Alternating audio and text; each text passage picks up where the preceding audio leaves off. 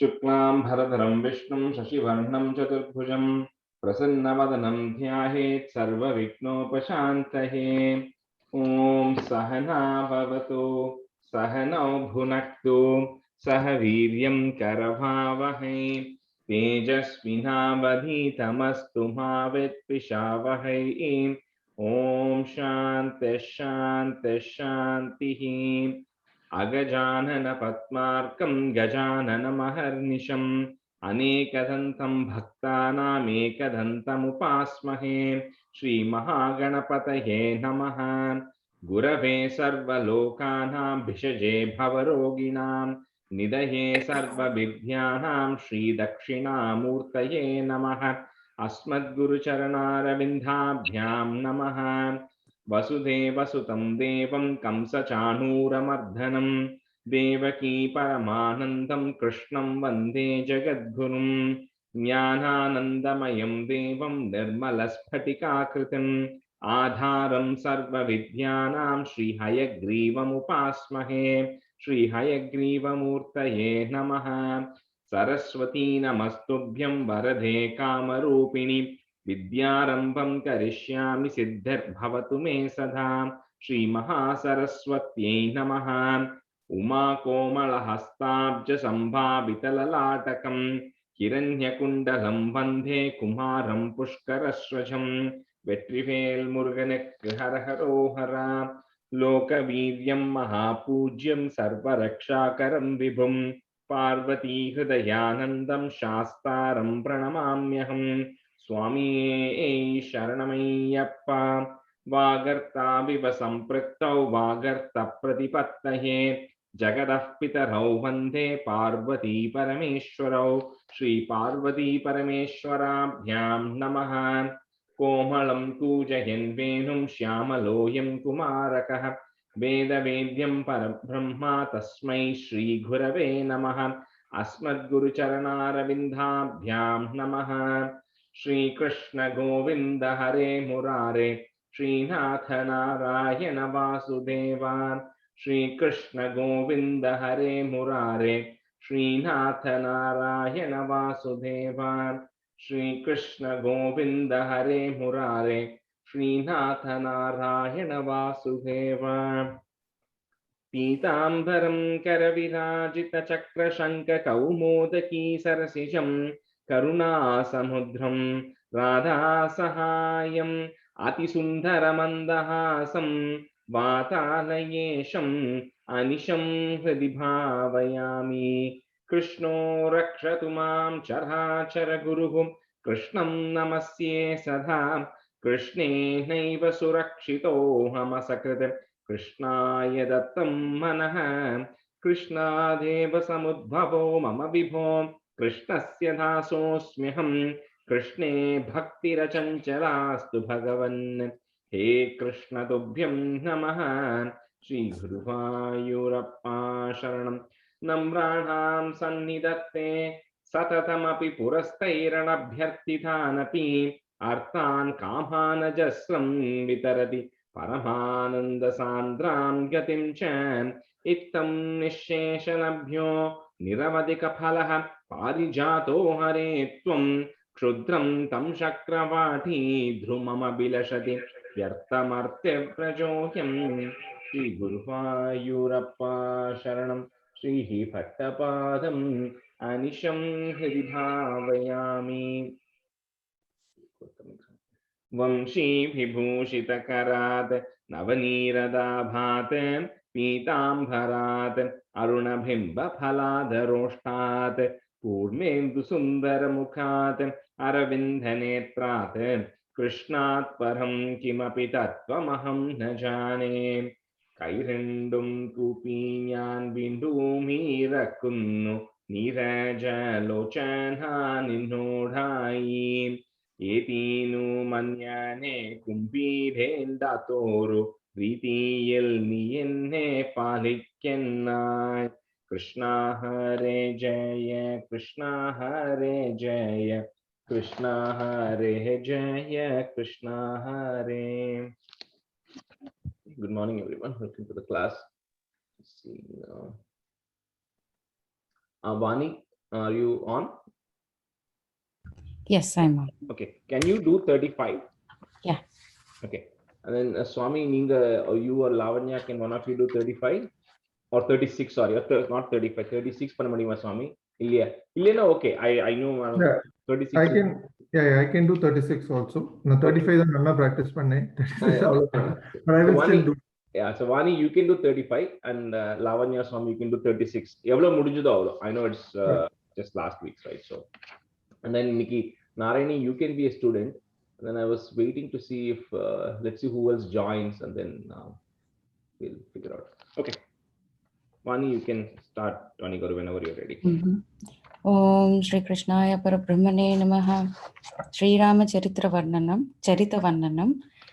Nita Sugriva Maitrim Tadanu Hanumata Dundubeh Kaya Muchaihi Kshiptvanguštena Bhuyo Luluvita Yugapat Patrina Saptasalan Hatva Sugriva Ghato Dhyatamuta हत्वा सुग्रीवघातोद्यतम् अतुलबलं बालिनं व्याजवृत्या वर्षावेलामनैषीः विरहतरलितस्त्वं मताङ्गाश्रमान्ते सुग्रीवेणानुजोक्य सभयमभियत व्यूहितां वाहिनीं तां वृक्षाणां दिक्षु धृतं मतदयिता मार्गणा यावनं राम सन्देशं जाङ्गुलीयं पवनसुतकरे प्रादिशो मोदशाली मार्गे ममार्गे कपिभिरपि तदा तत्प्रिया सप्रयासैः Tvatpriya, that last line, Tvatpriya Saprayasai. त्वत्प्रिया सप्रयासैः तद्वार्ता कर्णनोद्यद्गरुदुरुजवसम्पाति Sampati वाक्या प्रोतीर्णार्नोधिरन्तर्नगरि जनकजां वीक्ष दत्त्वाङ्गुलीयम्. Vani got two small corrections there. So first is the first word is Twadvarta, not Tadvarta, Tvad. Okay. And then the second line, that Proktirnar Nodihi, that ir we broke it down, we put a visarga there, Proktirnar Nodihi, comma, and then Antar Nagari Janakajam. Okay. So can I go one more time? Yeah, please. Yeah. त्वद्वार्ता कर्णनोद्यद्गरुदुरुजवसं पाति सम्पाति वाक्या प्रोतीर्णार्नोधिः अन्तर्नगरि जनकजां वीक्ष दत्त्वाङ्गुलीयम् प्रक्षुद्योद्यानमक्षक्षपणचणरणः षोडबन्धो दशास्यं दृष्ट्वा प्लुष्ट्वा च लङ्कां झटिति स हनुमान् मौलिरत्नं ददौ ते त्वं सुग्रीवाङ्गदादि प्रबलकपिचमू चक्रविक्रान्तभूमि चक्रो विक्रम्य पारे जलधि निशिचरेन्द्रानुजा श्रीयमाणः. After the Chakro Bikramya, there is a pause, okay? You don't have to repeat, but just make note. Okay, so I paused after Pare, right? Yeah, you passed after Pare Jaladi, I believe. Yeah. Okay. Anyway, continue. Yeah.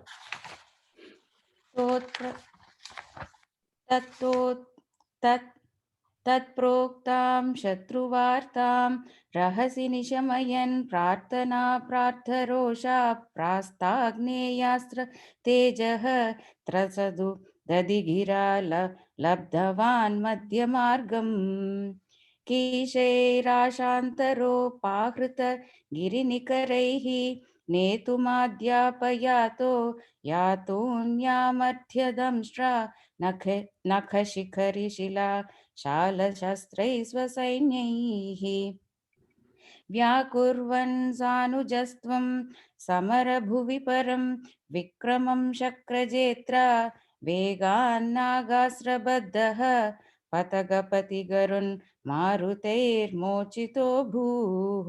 That first line, Setu Madapya Yato. Okay. Sa Setum. Okay. Okay. Okay.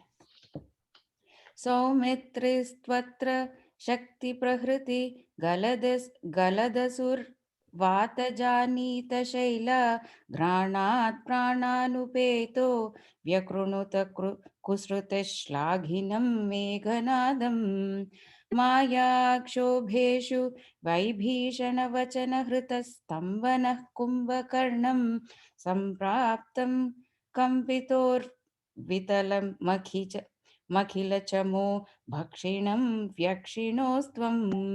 That last line, Kampitor Vithalam Akhila Chamu. Kampitor V, the long V has to come there, okay? Okay. So Kampitor Vithalam Akhila Chamu. Okay. Can you just try that? Kampitor Vitala Makhila Chamu. Kampitor, yeah, Kampitor Vithalam Akhila Chamu. Vitala Makhila Chamu. Okay. गृह्णन् जम्भारि सम्प्रेषित रथकवचौ रावणेनाभियुध्यन् ब्रह्मास्त्रेणस्य भिन्दन्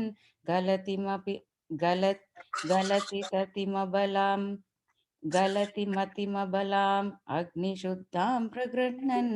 Galatatim, Bhindan Galatatim.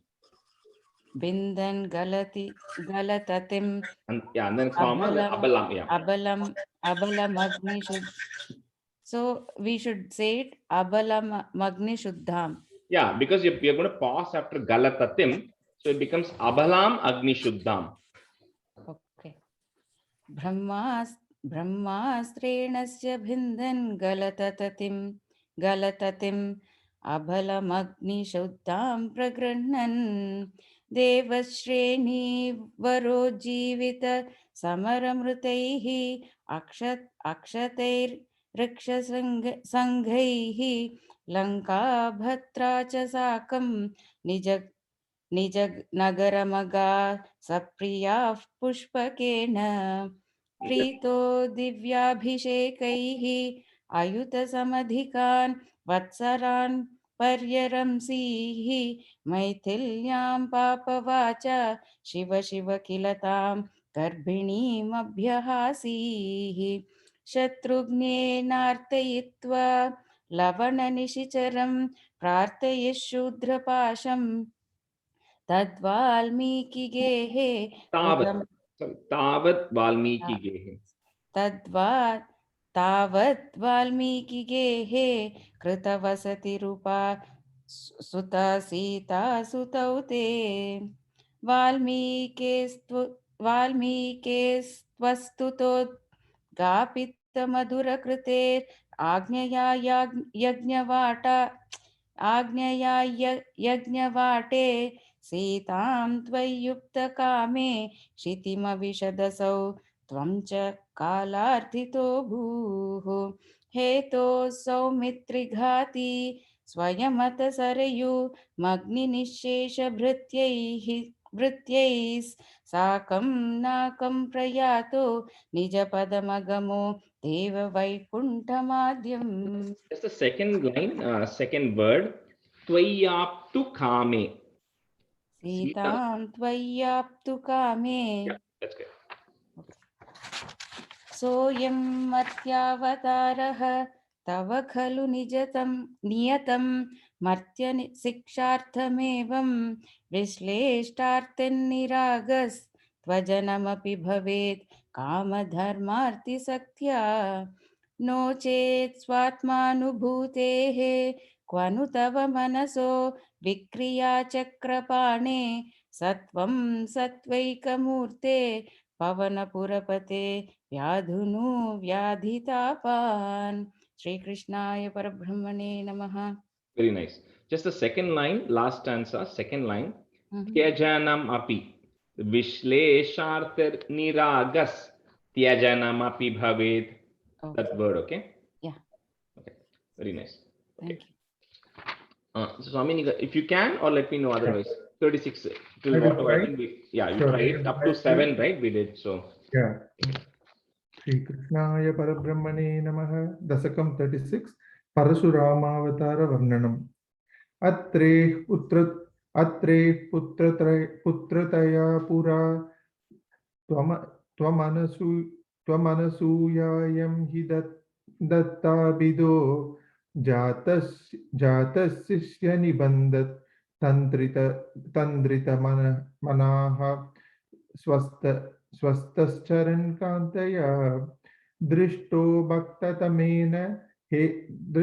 भक्ततमेन हेहया महीपालेन तस्मै वरान् अष्टैश्वर्यमुखान् प्रदाय ददित स्वेनैव चान्ते वदम् सत्यं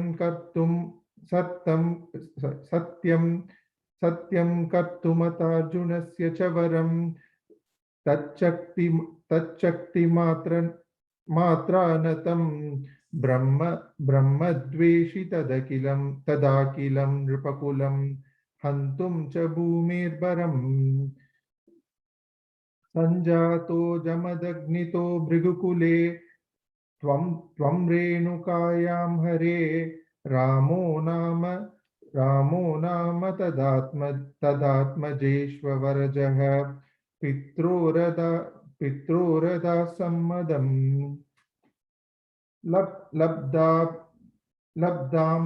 लब्धाम्नाय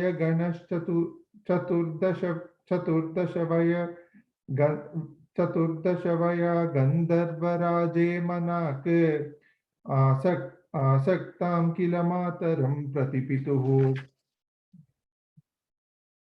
क्रोधाकुलस्याज्ञया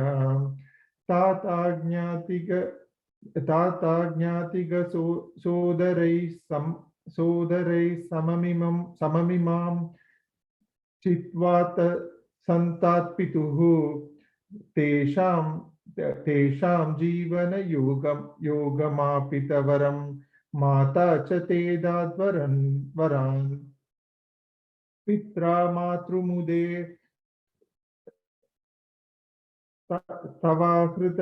तवाकृत वियद्धेनोर्निज आश्रमात् प्रस्तायात भृगुर्गिरा हिमगिरौ आराध्य गौरीपतिं लब्ध्वा तत्परशुं तदुक्तदनुजाच्छेदी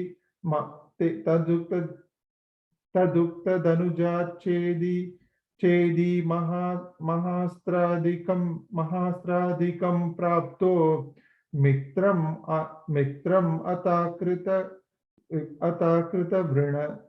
अताकृतव्रणमुनिं प्राप्यागमस्वाश्रमम् आकेतोपगतोऽर्जुनः सुरगवी सम्प्राप्त सम्पद्गणैः त्वत्पित्रा परिपूजितः पुरगतो दुर्मन्त्रिवाचा पुनः गां क्रेतुं सचिवं न्ययुङ्क्त कुदीयातेनापि रुन्दन्मुनि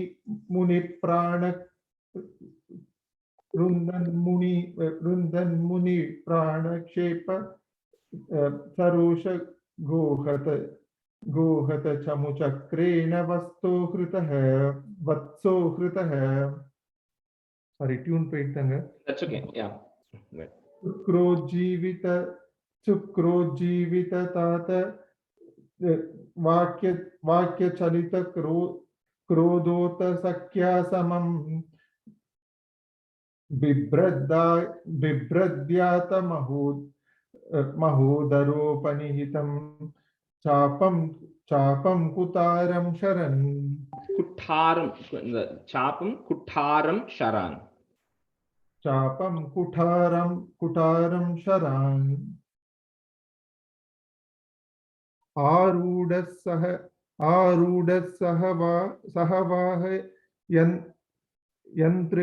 यन्त्रिकरथं माहिस्मतीम् आविशन् वाग्भिर्वत्सम् अदाशुषि क्षितिपतौ सम्प्रास्तुता संघरम् पुत्राणाम् अयुतेन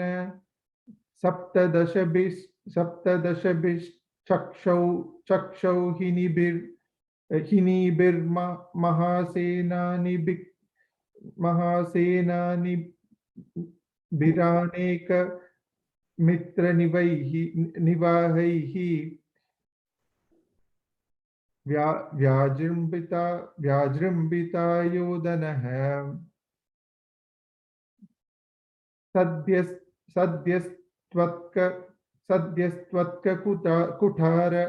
कुठारबाण विदलन् निःशेष संयोत्करो भीतिप्रद्रुत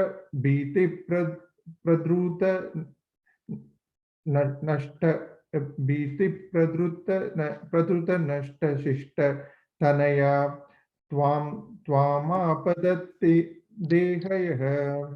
Very nice. Tanayaha on the last line. Shishta Tanayaha. And the first line also in the tune, the Maha, when it's coming, just stretch it a little, right? So Putranama Saptadashabhishchakshauhini bir Maha Senani birane kamitra nivahaihi. So we'll continue here. So let's see here. So Narayani, you can be a student, and Lavanya, you can be a student. Okay. Go with stanza 8. And I sent the meaning for this yesterday. I know I was delayed. I should have sent it long time back, but anyway, you can listen to it when you're going on your daily walks or something. So stanza 8. Leela varita narmada jalavalal lankesha garvapaha Srimad Pahu Sahasramukta Bahushastrastram Nirundhanamum Chakre Tvayata Vaishnavepi Viphale Buddhva Harim Tvam Mudha Dhyayantam Chita Sarvadoshamavadhihi Soghat Paramte Padam. So for those of you who might have maybe remotely learned Sanskrit in your whatever 8th, 9th, 10th, and there used to be something called as a samas, and the first two lines here are together because it's a samas, and that was something I also skipped because it was very complicated understanding that and the samas. So it's like it's like the one like son. Instead of just saying Kashyap, for example, my son's name, it will be like the one who is Rajesh's son is Kashyap. Appadi you explaining a word, but you are instead of putting the full explanation, you're just giving one word. So Andamari, the first two lines are like that samas thing. So that's why those two lines are going to be continuous, and it is easy to break it there. So Leela Varita Narmada Jala Valal Lankesha Garvapaha, and then put a plus.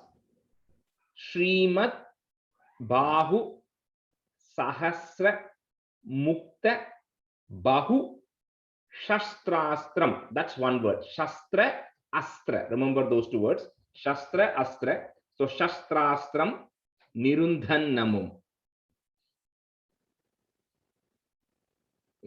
Leela Varita Narmada Jalavalal Lankesha Garvapaha Srimad Pahu Sahasramukta Bahushastrastram Nirundhanamum. Narayani first purila. Leela Varita Narmada Jalavalal Lankesha Garvapaha Srimad Pahu Sahasramukta Bahu Shastrastram Nirundhanamum. Correct. Yeah, correct. Leela Varita Narmada Jalavalal Lankesha Garvapaha Srimad Bahu Sahasramukta Bahu Shastrastram Nirundhanamum. Leela Varita Narmada Jalavallal Lankesha Garvapaha Srimad Bahu Sahasramukta Bahusastram Nirundhanamum. Okay. And the first line again, when you the Garvapaha, just stretch it a little bit. Garvapaha. Okay, then you'll land it properly. Okay. लीलावारित Narmada जलवल्लल Lankesh गर्वापह श्रीमद्बाहु सहस्रमुक्त बहुसहस्रास्त्रं निरुन्धन्नमम् चक्रे त्वय्यत वैष्णवेऽपि विफले comma बुद्ध्वा हरिं त्वां मुदा comma ध्यायन्तं चित सर्व दोषमवधीः और दोषमवधीः comma सोगात् परं ते पदम् चक्रे त्वय्यत वैष्णवेऽपि विफले बुद्ध्वा हरिं त्वां मुदा ध्यायन्तं चित सर्वदोषमवधीः सोगात् परं ते पदम् चक्रे त्वय्यत वैष्णवेऽपि विफले बुद्ध्वा हरिं त्वां मुदा ध्यायन्तं चित सर्वदोषमवधीः सोगात् परं ते पदम् चक्रे त्वय्यत वैष्णवेऽपि विफले बुद्ध्वा हरिं त्वां मुदा ध्यायन्तं चित सर्वदोषमवधीः सोगात् परं ते पदम्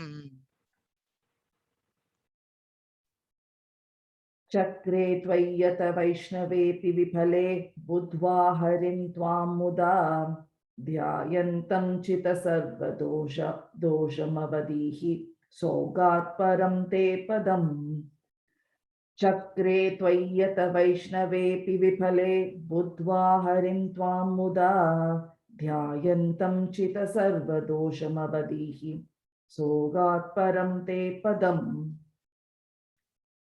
That's a nice. भूयोर्मर्षितहेहयात्मजगणैः ताते हते रेणुकाम् आज्ञानां हृदयं निरीक्ष्य बहुशो घोरां प्रतिज्ञां वहन् ध्यानानीतरतायुधस्त्वमकृता विप्रद्रुहः क्षत्रियान् दिक्चक्रेषु कुठारयन् विशिकयन् निहे क्षत्रियां मेधिनीम्. So, Bhuyo Marshita, say that together. Bhuyo Marshita, Hehayatmaja, Hehayatmaja, Hehayatmaja. So Hehayatmaja, Ganaihi. That is there. Remove that. Put a visarga and a comma. Ganaihi, comma. Tate Hate Renukam. Im at the end of that line. Renukam and a comma. So next line, instead of Magnanam becomes Agnanam. So Agnanam Hridayam Nirikshya Bahusho, comma, Ghoram Pratignyam Bahan. Bhuyo Marshita Hehayatma Jaganaihi Tate Hate Renukam Agnanam Hridayam Nirikshya Bahusho घोरां प्रतिज्ञां वहन्. भूयो मर्षितहेहयात्मजगणैः ताते हते रेणुकाम् आज्ञानां हृदयं निरीक्ष्य बहुशो घोरां प्रतिज्ञां वहन्. भूयो मर्षितहेहयात्मजगणैः ताते हते रेणुकाम् आज्ञानां हृदयं निरीक्ष्य बहुशो घोरां प्रतिज्ञां वहन्. भूयो मर्षित हेहयात्मजगणैः ताते हते रेणुकाम् आज्ञानं हृदयं निरीक्ष्य बहुशो घोरां प्रतिज्ञां वहन्. भूयो मर्षित हेहयात्मजगणैः ताते हते रेणुकाम् आज्ञानं हृदयं निरीक्ष्य बहुशो घोरं प्रतिज्ञां वहन्. Now in the second line, first word Agnanam, the end line. Okay, Agnana. Dhyananitha, one word, Dhyananitha Ratha Yudas Twamakrita Vipra druhaha. So in the Sanskrit, anytime a visarga is coming in front of ksha, you have to say that visarga explicitly. So vipra druhaha kshatriyan. Okay, there's no pause there, but you say that visarga vipra druhaha kshatriyan, and then a comma at the end of that line. Dik chakreshu kutharayan vishikayan, comma. Again, nihi, again it's coming in front of the ksha. So nihi kshatriyam medini. So for those who know, who chant Devi Matmyam or Vishnu Sahasranam also, there are certain places where this visarga comes in front of that ksha, and you can, if you follow it carefully next time, you'll see that people are emphasizing that. So there's no joining their letter for that sandhi. Dhyanani taratha yudhastamakrita vipradruha kshatriyan dikchakreshu kutharayan vishikayan nihi kshatriyam medini. Dhyanani tarata yudhastvamakruta vipradruha shaktriyan dikchakreshu kutarayan vishikayan nihi kshatriya medini. Correct andada? Correct, yeah. Dhyanani tarata yudhastvam akrita vipradruha shaktriyan dikchakreshu kutarayan vishikayan nihi kshatriya medini. Dhyananitara athayude yudas twamakrita vipradruha kshatriyan dikshakreshu kutharayan vishikayan nihi kshatriyam medini. First line, Lavanya, and the Dhyananita Ratha Yudas, that's the word. I think you try to break it. I felt like the Ratha Yudas, that's one word. Okay. Ratha. And then the Vipradruha, so there's a double ha coming, right? There's already a Vipradruha, and then you're saying that Visarga also. Okay. Dhyananitara rathayudas twamakrita vipradruha kshatriyan dikchakreshu kutharayan vishikayan nihi kshatriyam medini. That's okay. Tato jeevana krinrupalaka kulam trisapta kritmo jayanne santarpyata samanta panchaka maharakta hradauge pitrun yajne kshmamapi kashyapadishu dishan salvena yudhyan punaha krishno hum nihanishyati shamito yuddhat kumarir bhavan. Tato Jivana, it's one word. Tata Ujjivana. So Tato Jivana Krinru. So Krin, and then there's a Nr, N and a R, Nr. So Krinru Palaka Kulam, comma, Tris Sapta Kritvo Jayan, comma, Santarpyata Tarpanam. Remember that word, Santarpyata Samanta Panchaka Maha Rakta Hra. Hra, not Hra. Hradauge Pitrun. If you have a single R, change it to a double R. So it's Pitrun. So stretch that a little bit there. Tato Jeevana Krinrpalaka Kulam Trisapta Kritvo Jayanne Santarpyata Samanta Panchaka Maharakta Hradauge Pitrun. Tato Jeevana Krinrpalakakulam Trisapta Kritvo Jayanne Santarpyata Samanta Panchaka Maharakta Hradauge Pitrun. Correct? Pitrun. Pitrun. And the oo sound, make sure it doesn't come. Not Pitrun. It's not Pitrun. It's Pitrun. So the Pitran. the two from the root shouldn't come. Yeah. Pitran.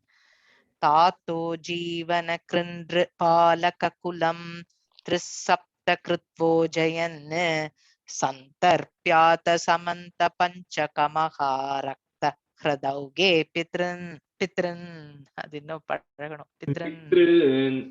Pitran. Pitran. And the double sound is coming in the r, not in the in. So Pitran. Pitran. Pitran. Yes. Come on. Rajesh ji, is it Pidrun or Pidrun? That's what I'm saying. It is not u, first number one. It's not u. So it's pitra, r, right? And it is double r. So that's why it's not pitran. It's pitran. Pidrun. Okay. It's a long r. Think of it that way. Okay. Tato Jeevana Krinna Palakakulam Trisaptakritvo Jayan Santarpyata Samanta Panchakamaha Raktaha Daughe Pitrin Hradauge. Tato Jeevana Krinna Palakakulam Trisaptakritvo Jayan Santarpyata Samanta Panchakamaha Raktahradaurghe Pitrin Yagne Kshmamapi. So the iksh is sound is coming. Kshmamapi Kashya Padishu Dishan, comma Salvena Yudhyan Punaha, comma Krishnomum Niha Nishyatiti, comma Shamito Yuddhat Kumarair Bhavan. Yagne Kshmamapi Kashyapādishu Dishan Salvena Yudhyan Punaha Krishno Mum Niha Nishyatiti Shamito Yuddhat Kumarair Bhavan. Yagneshmamapi Kashyapādishu Dishan Salvena Yudhyan Punaha Krishno Mum Niha Nishyatiti Shamito Yuddhat Kumarair Bhavan. Yagneshmamapi Kashyapādishu Dishan Salvena Yudhyan Punaha Krishno Mum Niha Nishyatiti Shamito Yuddhat Kumarair Bhavan. Yagne Kshmamapi Kashyapādisho Dishan Salvena Yudhyan Punaha Krishnomam Nihanisyatiti Samito Yuddhat Kumarair Bhavan. The second line, Niha Nishyatiti. Yagne Kshmamapi Kashyapādishu Dishan Salvena Yudhyan Punaha Krishnomam Nihanishyatiti Samito Yuddhat Kumarair Bhavan. The word Nishyatiti. The first T is a long T, next is a short T. So T. Nihanishyatiti. Yeah. Sorry. Nihanishyatiti. Stanza 11. Nyasyastrani Mahendra Bhubriti Tapastanvan Punarmajjitam Gokarnavadi Sagarena Dharanim Drishtvartitastapasaihi Dhyateshwasadritannalastra Chakitam Sindhum Sruvakshepanat Utsarjodhrita Keralo Bhrigupate Vatesha Samrakshamam. So Nyasyastrani, comma Mahendra Bhubriti Tapas Tanvan, comma again, and you can listen to the meaning. You'll see that those are independent, different, completely different things that are happening. Tapas Tanvan, comma Punar Majjitam, and then put a plus. Gokarnavadi Sagarena Dharanim, comma Drishtvarti tas tapasaihi. Nyasyastrani Mahendra Bhupriti Tapasthanvan Punarmajjitam Gokarnavadi Sagarena Dharanim Drishtvartitastapasaihi. न्यस्यास्त्राणि महेन्द्र भूप्रति तपस्तन्वन् पुनर्मज्जितां गोकर्णावधि सागरेण धरणीं दृष्ट्वार्तितस्तापसैः. करेक्टा? न्यस्यास्त्राणि महेन्द्र भूप्रति, that's the comma vidano illaya. न्यस्यास्त्राणि महेन्द्र भूप्रति तपस्तन्वन् पुनर्मज्जितां गोकर्णावधि सागरेण धरणीं दृष्ट्वार्तितस्तापसैः.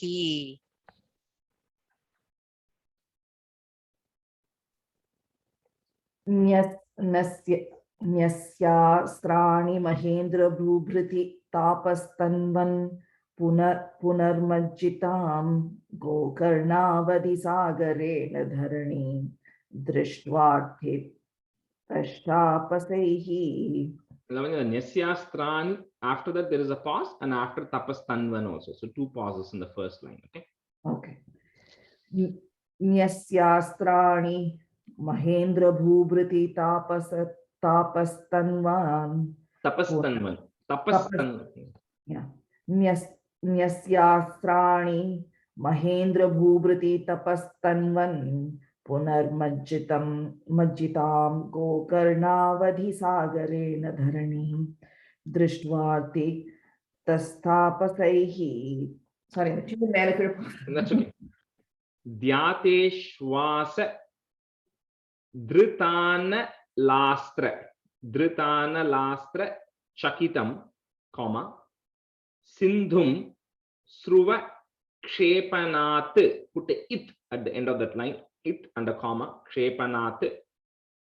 Next line, the do that is there becomes so u. Utsaryod Dhrita, Keralo Brigupate, comma, Vatesha Samraksha Mam. Vyateshvasa Drithana Lastra Chakitham Sindhum Sruvakshepanate Utsaryo Dhrita Keralo Brigupate Vatesha Samraksha Mam. Vyateshvasa Dritana Lastra Chakitam Sindhum Sruvakshepanat Utsaryo Dhrita Keralo Brigupate Vatesha Samrakshamam. Vyateshvasa Dritana Lastra Chakitam Sindhum Sruvakshepanat Utsaryo Dhrita Keralo Brigupate Vatesha Samrakshamam. Dhyate svasa dhritana lastra chakitam sindhum sruvakshepanat utsaryo dhrita keralo bhrigupate vatesha samrakshamam. Vyate vasa dhritana lastra chakitam Sindhum Sruvakshepanat Utsaryo Dhrita Keralo Bhrigupate Vatesha Samrakshamam. The first line, Sruvakshepanat. Sindhum Sruvakshepanat. Shri Krishna Parabrahmane Namaha. So that completes Parashurama Avataram. So up to now 36, right? We've covered pretty much most of the first 7 avatars, because Balarama and Krishna comes from now on. So in from 37 through 88 is all about Krishna, right? In this the Narayaniam. So and then if any of you, if Krishna is not your favorite god yet, I think if you do 37 to 88, I can guarantee you Krishna will become your favorite person, favorite god. So because Ablo detailed the Bhattaripad goes through every aspect of his childhood life, and life of Krishna as he's growing, right? With all these stories, but Nama in the batch that we are not going to cover any of those, right? We're only going to do 37, 38, which is really the birth of Krishna. And then we're going to go to 69, which is Rasa Krida. And then we're going to go to 98 and 100. Ajay Shikhan. இந்த பரசுராம அவதாரம் அப்புறம் பலராமர்லயே வரணும், அப்புறம் தானே கிருஷ்ணர் வரணும். இந்த 37ல ரெண்டும் வரும். 37, 38 will be Balarama and Krishna. So தனியா பலராம அவதாரம்னு இல்ல. And the 37ல, as you're going to the meaning, you'll see all the children are getting born. And then Balarama is one of them. And then Krishna comes. So Krishna's birth is actually happening in 38th chapter, second stanza. That's Krishna's birth is happening. But 37 is a little bit of a prelude to the birth of Krishna Mari. So anyway, so that is all happening from 37 to 88, right? So we'll start with one and we'll go through the meaning as well. Sandhrananda tanohare nanupura daivasure sangare tvatkritta api karma shesha vashato yethena yatha gatim tesham bhutala janmanam diti bhuvam bharena durardita Bhume prapa virinchamashrita padam devaih puraivakataihi. So the first chapter, first word, Bhattaripad started with Sandranandhava.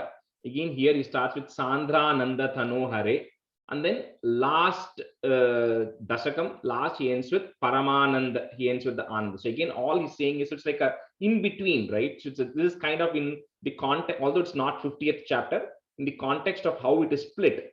Everything else is first, then there's Krishna's portion between, then final stuff is philosophy. That's kind of how he's breaking it. So here is again saying that you again are a condensed bliss, the entire bliss condensed, incarnated in your form.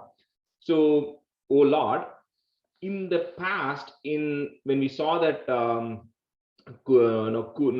Avatar, Matsya, and all those things, all the asuras were all getting destroyed. So typically when somebody is destroyed at the hands of the Lord, they attain liberation. But however, some of the asuras had so much still residual karma left that they were still not completely freed. So because of that, so the karma shesha vashato, they still had leftover karma to be fulfilled, because of which they took birth again in earth.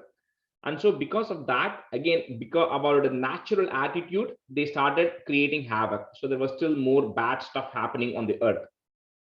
So because of that, Bharena, the Bhumi is becoming heavy. Is becoming heavy with all the bad activities of all the asuras which are happening.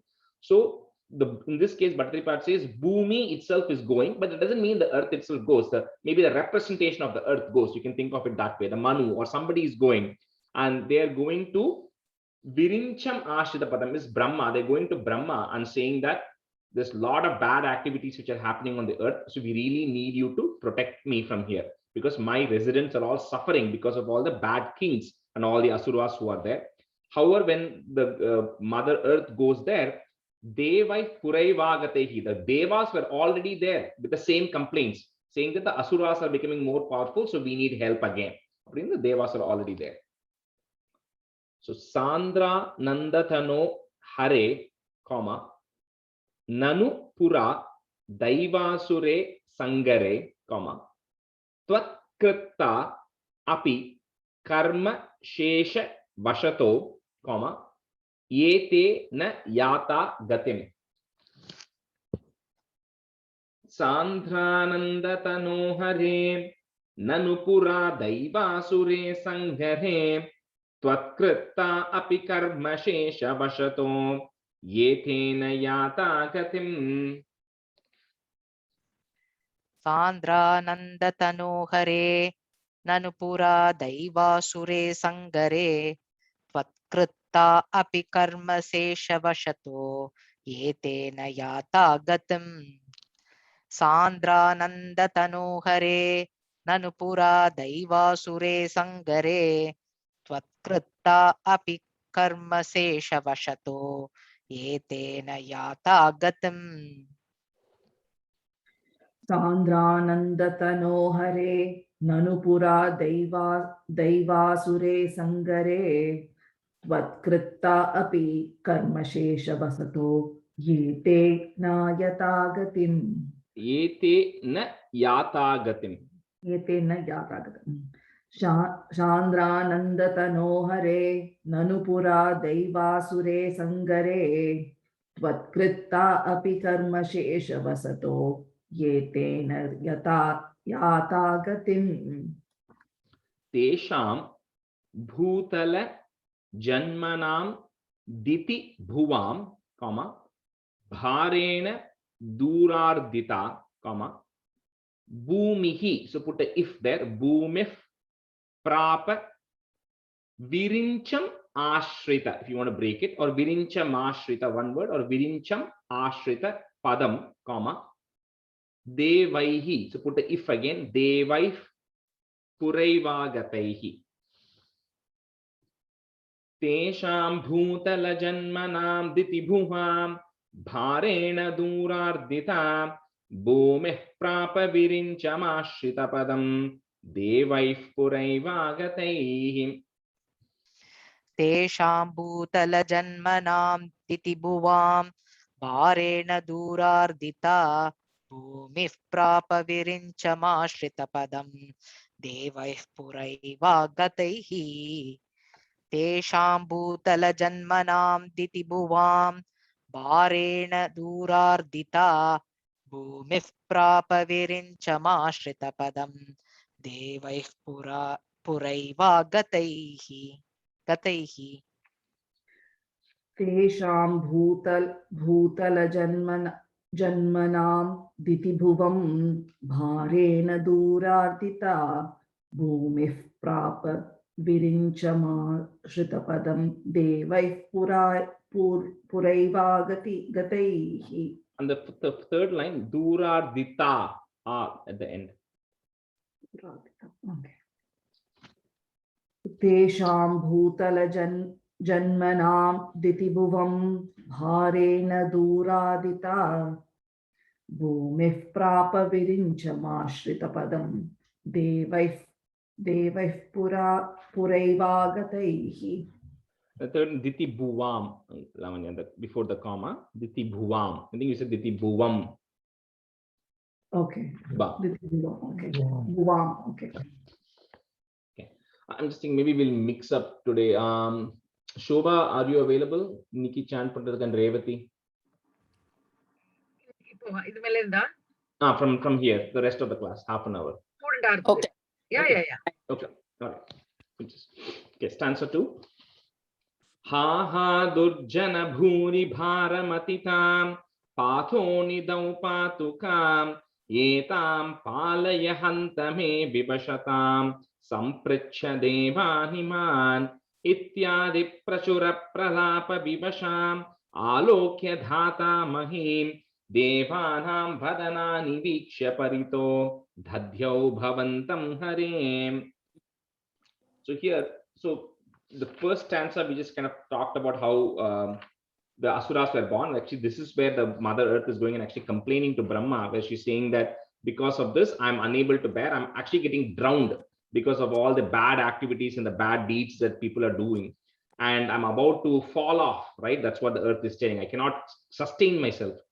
And the earth is also saying, if you do not believe me, you can ask the devas who are also present here, because they are also witnessed to everything that is actually happening.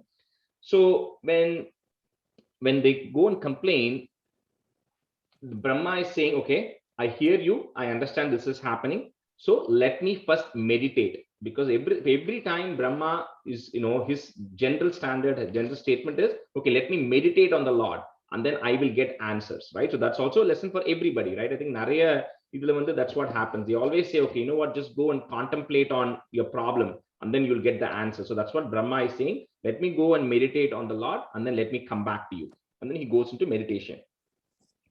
So ha durjana bhuri bhara matitam, comma, pato nidhau patukam. Patukam, put the im there at the end of that line. Patukam, and then a comma. Next word instead of metam becomes etam. So etam palaya hanta me vibashatam, comma, samprichya devaniman. Ha ha durjana bhuni bharamatitam पातो निधौ पातुकां एतां पालय हन्त मे विवशतां सम्पृच्य देवानिमान्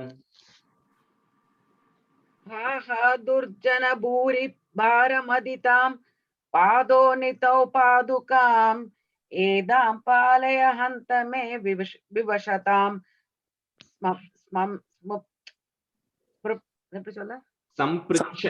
सम्पृच्य देवानिमान् आहा दुर्जन भूरि पारमदितां पादो नितौ पादुकां एदां पालय हन्त मे विवशतां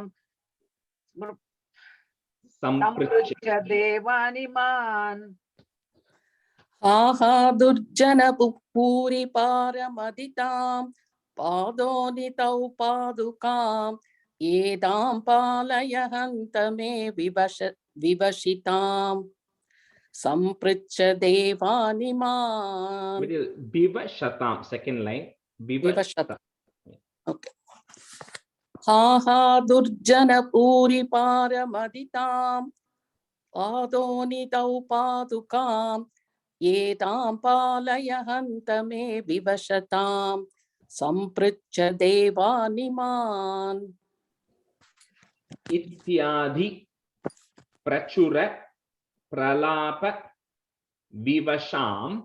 The mer that is there, we'll first break it into im and the a. First make it im and then a comma, vivasham, comma. Next word a, alokya dhata mahim, comma, devanam vadanani vikshya parito, comma, dadyau bhavantam hare. इत्यादि प्रचुर प्रलाप विवशाम आलोक्य धाता महीम देवानां वदनानि वीक्ष्य परितो दध्यौ भवन्तं हरे.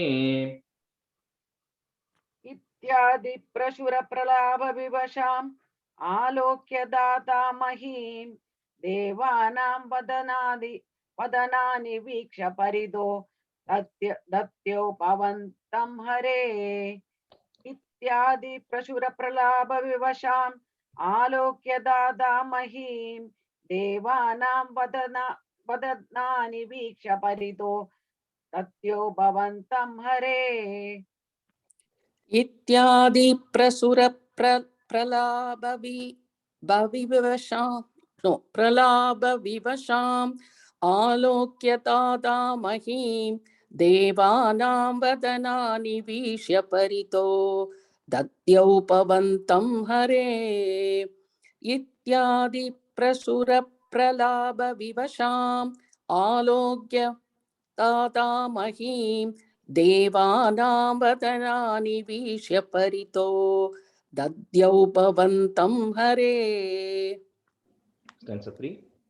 ऊचे चाम्बुज भूरमूनैः सुराः सत्यं धरित्र्या वचो नन्वस्या भवतां च रक्षणविधौ दक्षो हि लक्ष्मीपतिः सर्वे शर्वपुरःसरा वयमितो गत्वा पयो वारिधिं नत्वा तं स्तुमहे जवादिति ययुः साकं तवाकेतनम्. So Ambuja Bhuhu. Ambuja means lotus. Bhuhu means one who is born out of the lotus, which is Brahma here. So this Brahma then, after he's contemplated and meditated, he then says, Satyam Dharitya, whatever the earth, Mother Earth is saying is true. I can see why that is happening, because I see the Asuras have really become bad, and I can see that happening. And and even whatever Devas are saying is also correct.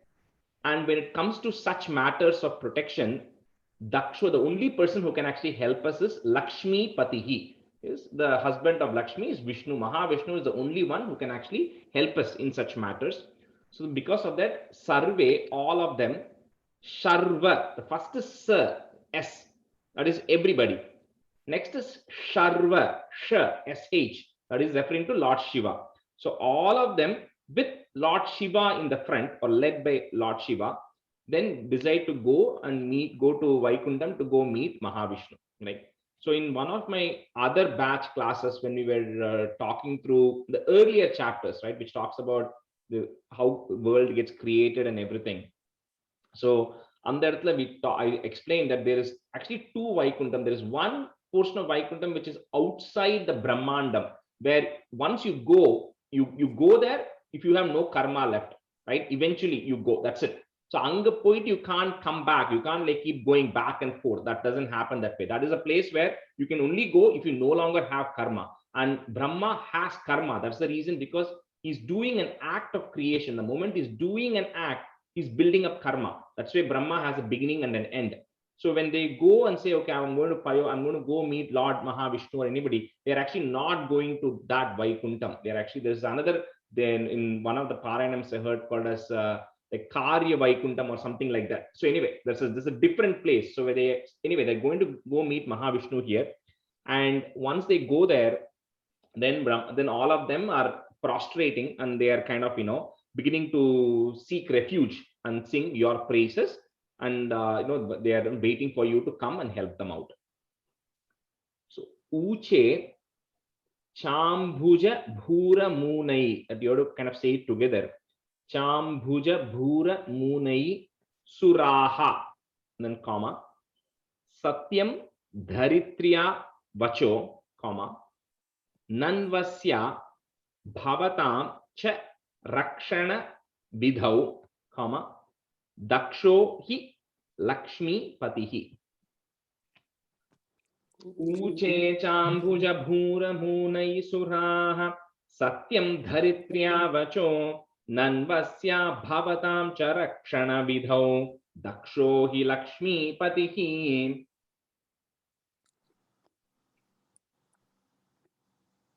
Shobha?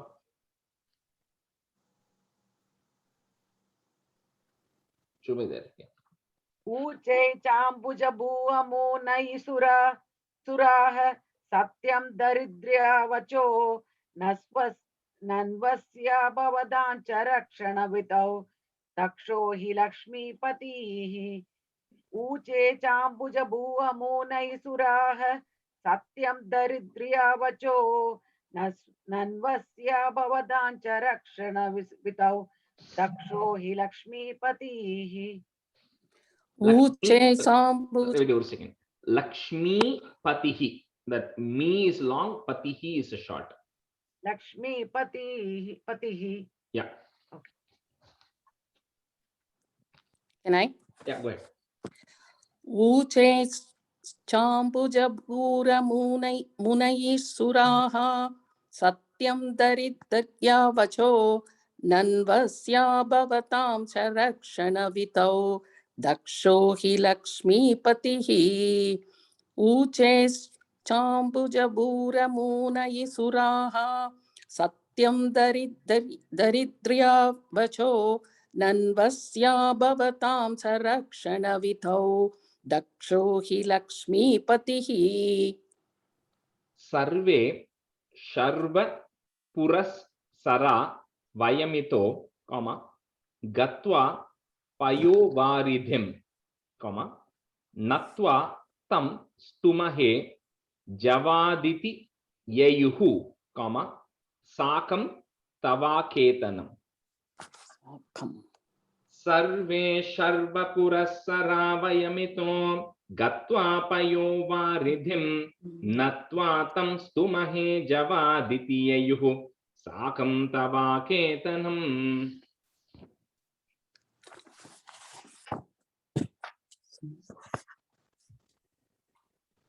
Shobha? Sorry, I keep forgetting. Sorry.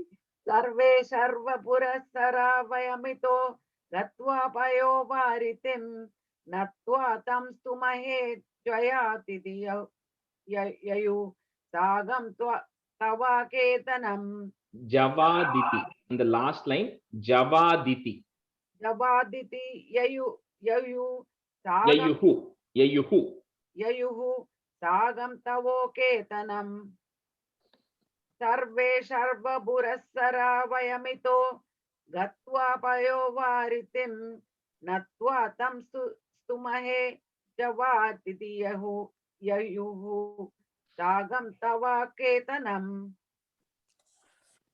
सर्वे सर्वपुरःसरा वयमितो गत्वा भयोवारितिं नत्वा तं सुमके जवातिति ययुः साहं तवाकेतनम् सर्वे सर्वपुरःसरा वयमितो गत्वा पयोवारितिं नत्वा तं सुमके जवातिति ययुः साहं तवाकेतनम्. ரெண்டு small corrections பண்ணி பாத்துங்க. ஒன் வந்து the first line, the sharva, the survey அப்புறம் after that sharva, sh, right?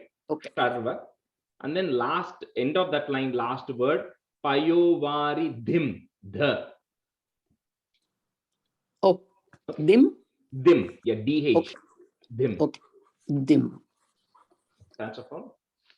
ते मुग्धानिलशालि दुग्ध जलदे स्थिरं गता संगता यावत् त्वत्पदचिन्तनैकमनसः तावत् सपादो जभूः त्वद्वाचं हृदये निशम्य सकलान् आनन्दयन्नूचिवान् आख्यातः परमात्मना स्वयमहं वाक्यं तदा कर्ण्यताम्.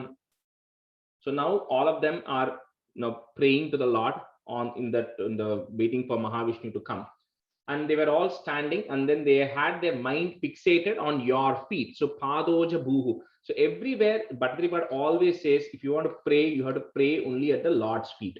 So in the second last stanza, when he's in the 100th chapter or so, he doesn't start with the feet first, he starts with the head first, and then goes and keeps coming, and then he says that all the sages, all the blessed ones are those who are focused on your feet. They're completely surrendering to your feet. So that's what is happening here.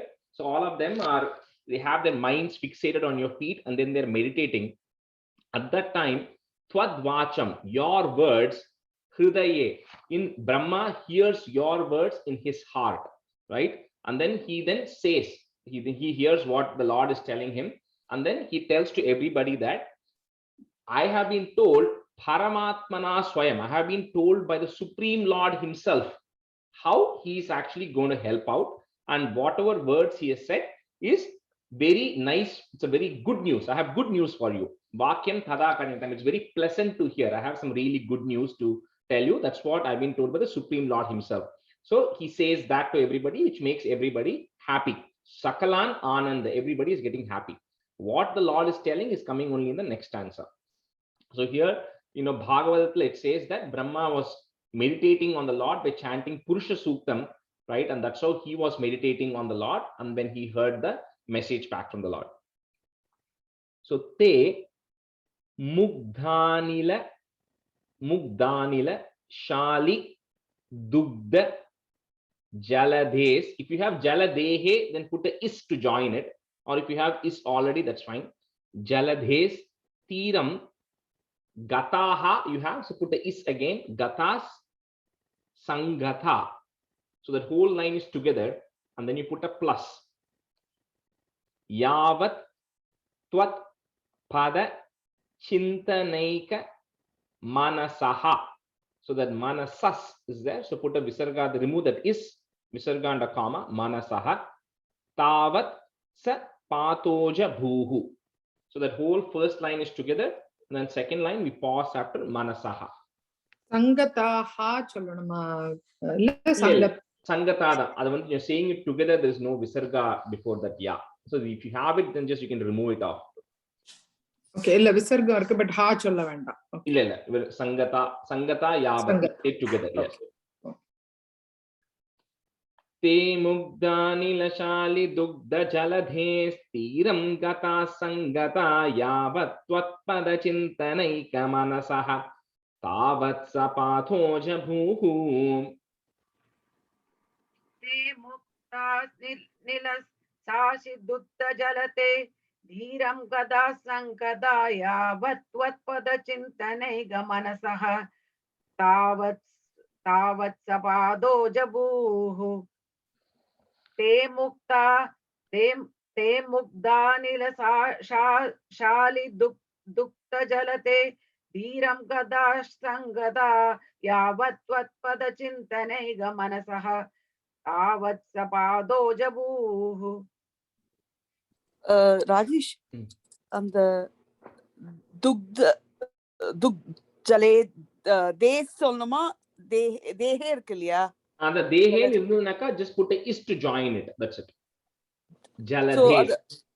ஜல Des. Is the joining letter for the ta. ஜலதேஸ் okay Okay. ते मुग्धा नीलशाली तुक्त जलते स्थिरं कथा संगता यावत् त्वत्पदचिन्तनैकमनसः तावत् पातो जपुः.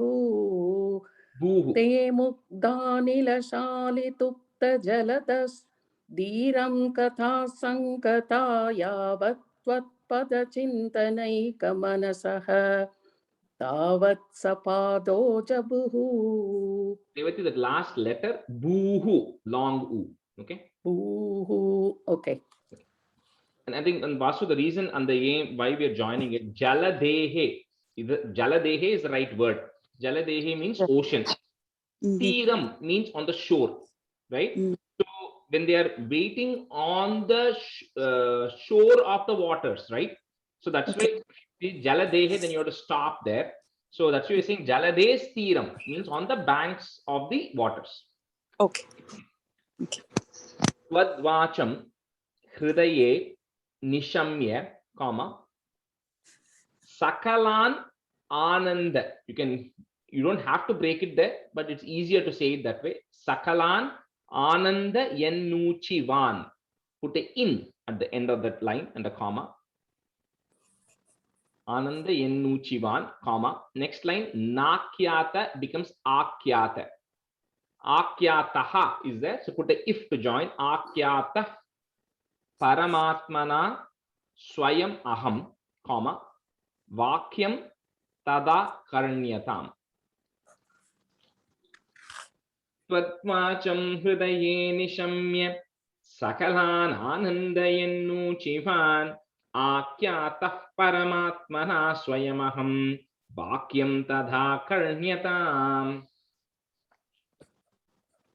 त्वत्वाचं हृदये निशम्य सकलान् आनन्तयन्नूचिवान् आख्यातः परमात्मना स्वयमहं वाक्यं तदा कर्ण्यताम्. त्वत्वाचं हृदये निशम्य सकलान् आनन्तयन्नूचिवान् आख्यातः परमात्मना स्वयमहं वाक्यं तदा कर्ण्यताम्.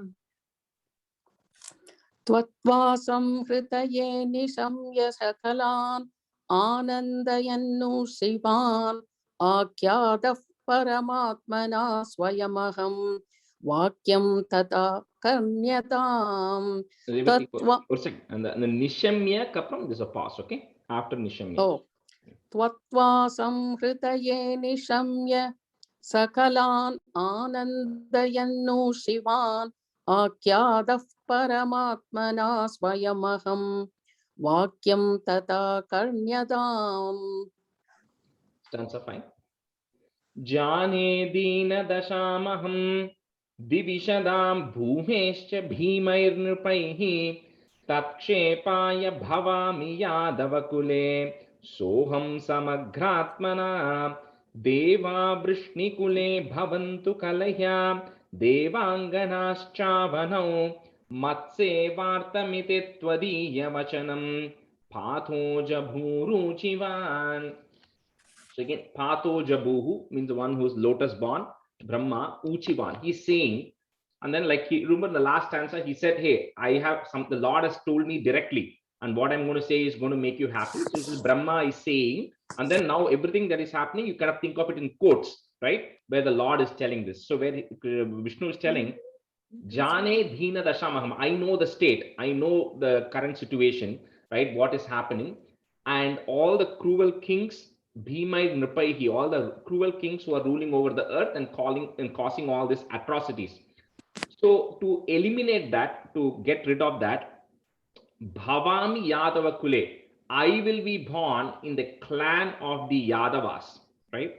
And Soham Samagratmana, and I'm not just going to be born like a small avatar. I'm going to be born with all my powers, right? So that's why we've kind of discussed before, right? There's Leela avatarams, which is where they come for, Matsyam, Kurma, all that, where there's certain activities are happening, and Rama avataram and Krishna avataram are the Purna avatarams. And even in Rama avataram and Krishna avataram, there's a difference, right? Because in Rama avataram, you don't hear anything about what Rama did when he was small. You only hear about after he then goes to, he becomes a youth, and then he gets, then he goes, defeats Asuras, and even then, Ravana comes, takes, and then he has to go fight, and he takes all the people, Hanuman's help and everything, and he does. In Krishna avataram, 40, 41, 42, 43, all of those chapters, right from when Krishna is born, Putana comes, then all these Sakatasura comes, all these Asuras are coming, and even before he turns 6 years, he's destroyed half of the Asura clan already there, right? And then, and all these things, the Trinavarta who comes in the form of a tornado, and all of those destructions are happening when he's a child, right? So that's the big differences in Krishna avataram. There is it is the God himself is coming with all his powers and exhibiting that, while in Rama avataram, it is a little bit constrained, right, in terms of what he does. And Rama was also, again, very powerful, right? I'm not saying it is not, I'm just saying Krishna was right from the birth. Putana comes immediately, right? When after Krishna is born, Putana then comes. So again, Vishnu is saying that I am going to be born in the Yadava clan with all of my powers. And then the Devas who have been wanting to worship me for a really long time, they are also going to be born in the clan of the Vrishni. The Vrishni clan is Vasudeva's ancestors. So they are going to be born as the ancestors of Vasudeva. And Devanganas Chavano, the wives of Devas who want to worship me, they are going to be born as Gopikas. So later on in the various chapters, there's some very amazing stanzas about the devotion of Gopikas. So Uddhava, who's one of the messenger, he keeps thinking that he's absolutely devoted to Krishna. He feels that he is Krishna's biggest devotee. And so when he then begins to, this is different from the other Vasudeva who dresses like Krishna, but this Uddhava is a good person, and he is always devoted to Krishna, that he is becoming Krishna himself to that extent.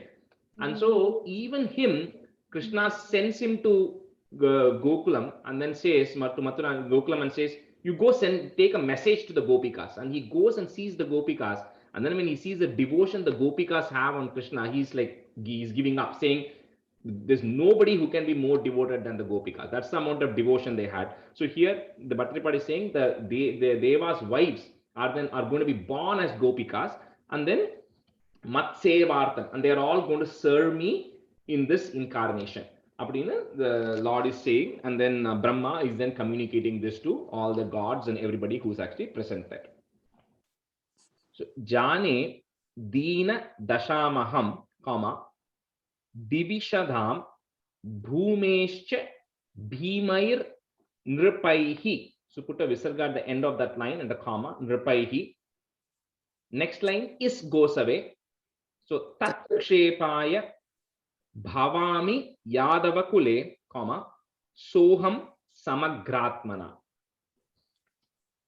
Janhe Dina Dashamaham Divishadham Bhumeshcha Bhimair Nripaihi Takshepaya Bhavami Yadavakule Soham Samagratmana. Ane Dina Dashamaham Divishadam Bhumeshcha Bhimairnrupaihi Takshepaya Bhavami Yadavakule Soham Samakratmana. Jane Dina Dashamaham Divishadam Bhumeshcha Bhimairnrupaihi Takshepaya Bhavami Yadavakule Soham Samakratmana.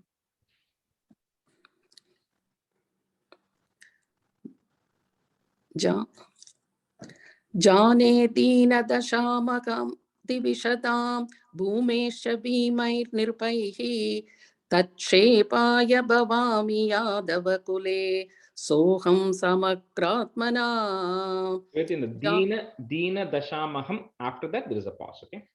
दीनदशामहं pause जाने दीनदशामहं द्विषदां भूमेश्च भीमैर्निर्भैः तच्छेपायत् भवामि यादवकुले सोऽहं समग्रात्मना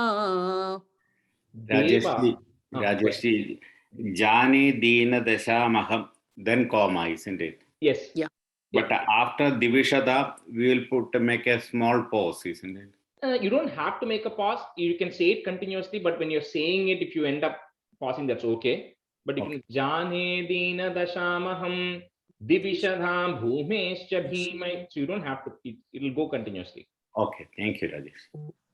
Deva Vrishnikule Bhavantu Kalaya, comma, Devanganash Chavanau, comma, Mat Sevartamiti Tvadiya Vachanam, comma, Pathoja Bhuruchivan. Pathoja Bhuruchivan. You can say it together. Pathoja Bhuruchivan. The bhu is a long bhu. Deva Vrishnikule Bhavantu Kalaya Devanganascha Vanau Matse Vartamiti Tvadiya Vachanam Pathoja Bhuruchivan. Deva Vrishnikule Bhavantu Kalaya Devanganascha Vanau Matse Vartamiti Tvadiya Vachanam Padoja Bhuruchivan. Deva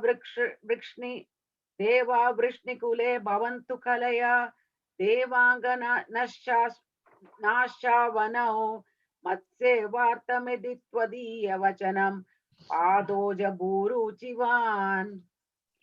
We'll do one more and we'll stop today.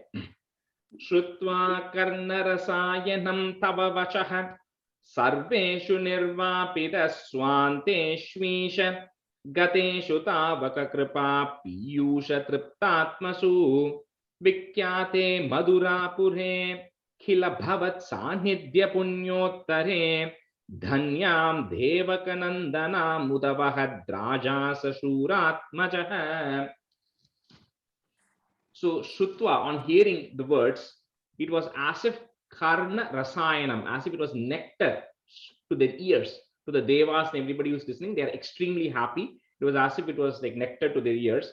And then on hearing your words, so all of them then get extremely happy and they all disperse and they all go back knowing that things are going to be taken care of. And they go back completely satisfied with Tava Kripa, with your compassion. So they all go back. So all of that happens. And then several years pass, right? Now we are kind of fast forwarding. Then in the land of Madurapure.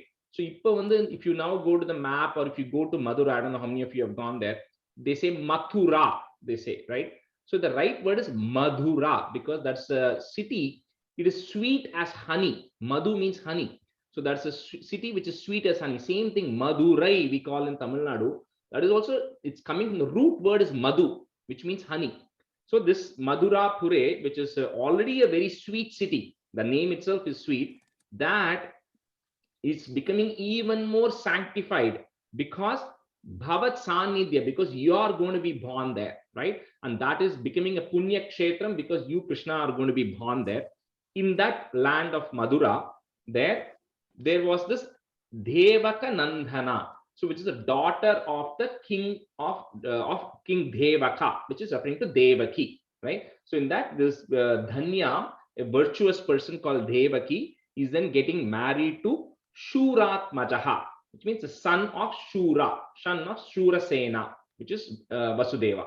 So in that land of Madura, Devaki is getting married to Vasudeva. So Bhattiripad is directly jumping to the marriage is already happening. Devaki and Vasudeva marriage is happening, right? That's happening in stanza 6. இதுல வந்து ராஜேஷ் ஒரே ஒரு question, இதுல வந்து சான்ஸ்கிரிட்ல மதுரா தான் போட்டிருக்கு. Madura, you change it to dhu, the.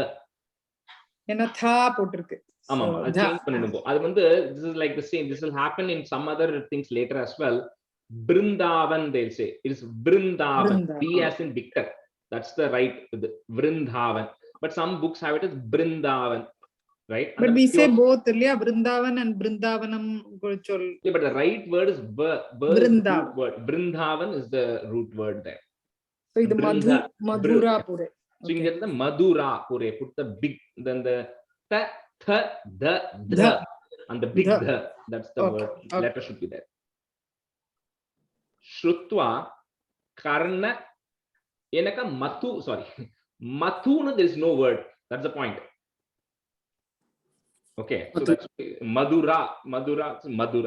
Anyway, Shrutva Karna Rasayanam Tava Vachaha, comma, Sarveshu Nirvapita, and then put a plus, Swanteshvisha, and then after Swanteshvisha, put a comma. So one comma after Vachaha, one comma after Swanteshvisha.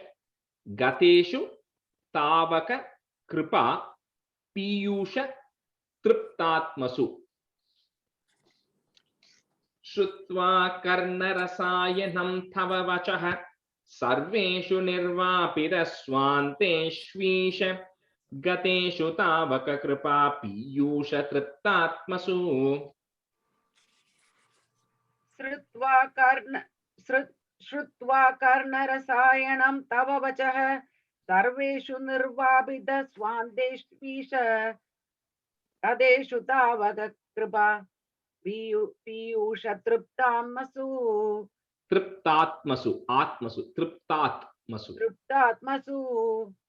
Shrutva karna rasayanam tava vachaha sarveshu nirvapita swanteshvisha adeshu tavaga kripa piyusha triptatmasu. Shrutva karna rasayanam tava vachaha Sarveshu nirvapita swanteshvisha gateshu tavaka kripa piyusha triptatmasu. Shrutva karna rasayanam tava vashaka sarveshu nirvapita swanteshvisha gateshu tavaka kripa piyusha triptatmasu. Triptatmasu. Triptatmasu, yes. Triptatmasu. Vikyate Madhurapure, comma, Kila Bhavat Sanidhya Punyottare. Double it is there. Punyottare. Dhanyam Devaka Nandanam Udavaha. If you want to break it. Devaka Nandanam Udavaha Draja. That you have to say it together because it's Udavahat plus Raja. So Udavahat Draja Sa Shurat Majaha. So that line is continuous. There is no comma there. Vikyate Madhurapure Khila Bhavat Sanidhya Punyottare Dhanyam Devakanandana Udavahat Draja Shurat Majaha. Vigyade Madhurapure Khila Bhavat Sanitya Punyottare Dhanyam Devakanandana Udavahat Raja Suratmajah. Vigyade Madhurapure Khila Bhavat Sanitya Punyottare Dhanyam Devakanandana Udavahat Raja Suratmajah. And the first, Shubhan, the last line, first word, Dhanyam. I think second time you said something else. So. Okay. Dhanyam Devakanandana Udavahat Rajasa Shuratmajah. Revati, mute. You're on mute. Vikyate Madhurapure Khila Bhavat Sanitya Punyottare Dhanyam Devakanandana Udavahat Raja Sutratmajah. And Shu, S-H, Shuratmajah. Shurat, S-H-U, okay. Vikyate Madhurapure Khila Bhavat Sanitya Punyottare Dhanyam Devakanandana Udavahat Raja Shuratmajah. we'll end the class here. Next time we'll see Balarama and Krishna birth will cover in the next class.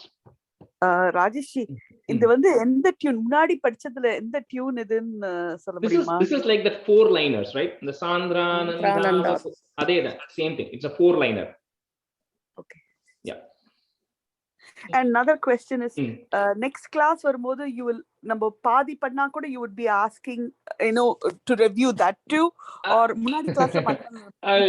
I mean, that is optional. If anybody wants to, they'll can do until the 6th. So it's not mandatory. So next class we will review 36 primarily, and if anybody is ready to chant 37, we can do that. Okay. Sandhanandavabodhatmakamanupamitam kaladeshavadebhyam nirmuktam nityamuktam nigamashatasahasrena nirbhasyamaham aspashtam drishtamatre punarurupurushartatmakam brahmatattvam तत्तावद्भाति साक्षात् गुरुपवनपुरे हन्त भाग्यं जनानां कायेन वाचा मनसेन्द्रियैर्वा बुद्ध्यात्मना वा प्रकृते स्वभावात् करोमि यत् सकलं परस्मै नारायणायेति समर्पयामि.